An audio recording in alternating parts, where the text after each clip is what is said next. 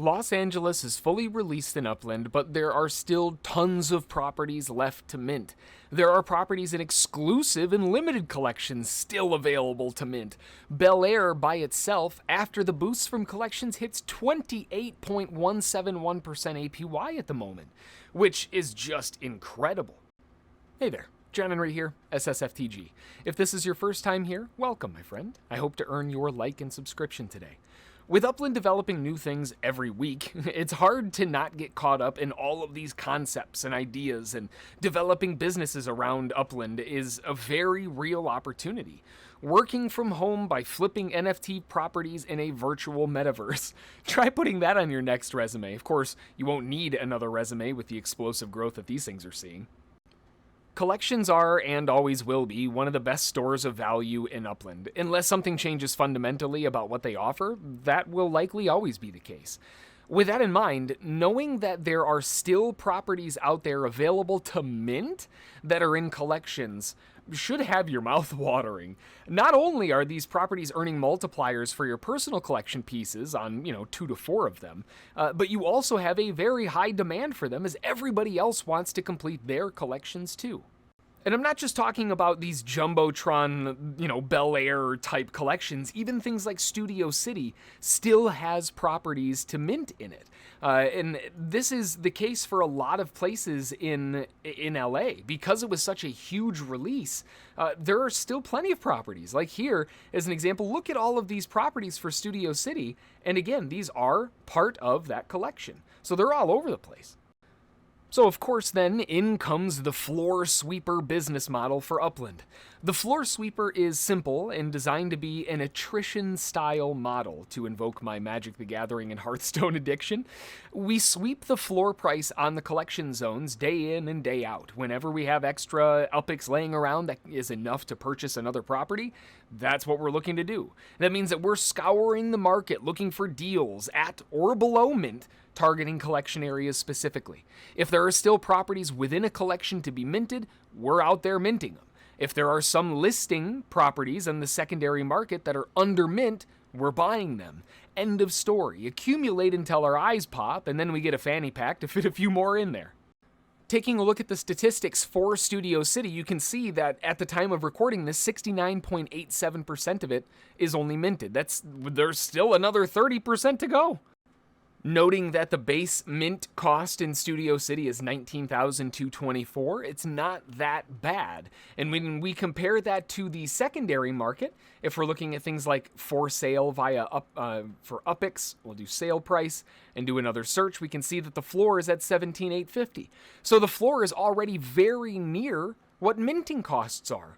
So it's one of those things where the value of collection properties, yeah, they'll ebb and flow just like other areas, but it'll almost never go in negative value. And since the demand for these areas will remain high for the foreseeable future, it's likely that you're always going to be able to get at least what you put into it, if not an additional 15 to 50% or more ROI on it, given the benefit factor of time. Now, depending on the collection area, like Bel Air or the Pacific Palisades, yes, they do still have properties available, but that's because they're incredibly expensive. It's going to take a while for those to mint out. If you remember, kind of harken back to Parkwood, that's a very similar situation. Obviously, these are even more expensive, but it's another one of those things where collections are still able to be minted, and as long as that's the case, that's where the value is going to land. This may be slow going at first, especially when you're looking at some of these big hoss properties that are 300, 400,000 UPIX.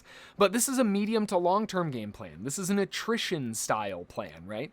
Once the zone mints out, and you can no longer mint new properties at base cost, the secondary market lights up like a Christmas tree, and to keep the pun alive, this is where the business model really shines. When you own a large portion of a collection area, you own a portion of the control over the pricing there too.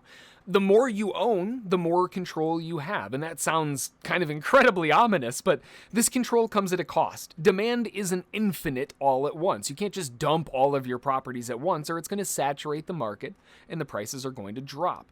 It's a balance. Buying way too many of one collection might mean you have a lot of control there, but it might also mean that it's going to take you a while to offload them too. It is a delicate balance, just keep that in mind. This is one of my absolute favorite ways to build a back-end supported property network that can kind of help your account stay afloat even in those downturns. If you need cash or UPX quick for a new event or some upcoming release, you'll have a lot of flexibility because your properties will have a higher demand than just some random ones sitting in the middle of a non-collection area. Don't get me wrong, there's nothing wrong with having non-collection properties. They're great ways to flip, they're great opportunities there as well. But if we're looking to maintain value for the long game, collection properties are going to be where it's at until there's something new that takes its place. If you aren't in Upland yet, this is an amazing business model to consider as a way in. It keeps things on the safer end as the demand for collections will always be there. You can click the referral link in the description to get in the game with some starting UPX, and if you decide to invest some cash, you also get a whopping 50% bonus on your first purchase with a reward cap of 50,000 UPX. Plus, to make it even sweeter, all of my ssftg crew that uses my referral link and makes a purchase with their bonus gains access to our USP list. This is where we sell properties to all of our ssftg crew that are 20% under mint or possibly even more. An unfair advantage is my favorite kind of advantage. I hope this video helps you out and may even add some options to your tool belt to keep your stacks growing. If you have any questions, thoughts, ideas for a new video, or an amazing street view that you want to share with us, drop them in the comments below. I always love hearing from you all. Thanks for watching, and we'll see you in the metaverse. Bye.